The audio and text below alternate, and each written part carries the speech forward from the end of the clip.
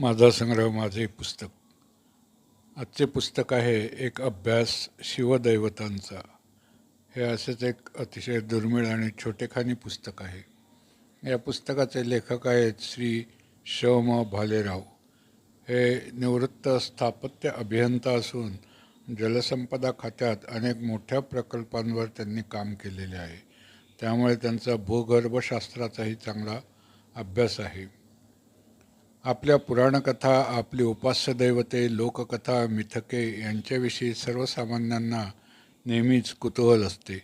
या सर्वांचा आजच्या विज्ञानयुगाशी संबंध जोडण्याचा प्रयत्न असतो किंवा त्यास तर्कसंगत असा वैज्ञानिक आधार शोधण्याचा प्रयत्न असतो. निरनिराळ्या भूमिकेमधून याविषयी विचारमंथन चालूच असते. त्यामुळे अनेक मतांतरे आढळून येतात. प्रस्तुत पुस्तकात मुख्यतः शिवाविषयी जे सर्वसामान्यतः आक्षेप घेतले जातात त्याचे निराकरण करण्याचा प्रयत्न केला आहे.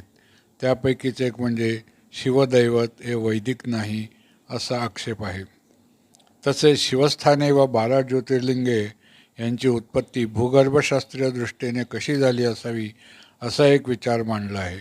शिवस्थाने व 12 ज्योतिर्लिंग स्थाने ही बसाल्ट अग्निजन्य खडकाच्या प्रदेशात आहेत व ही सर्व ज्वालामुखीच्या उद्रेकाची जी ठिकाणे आहेत तेथे निर्माण झाली आहेत असे लेखकाचे मत आहे.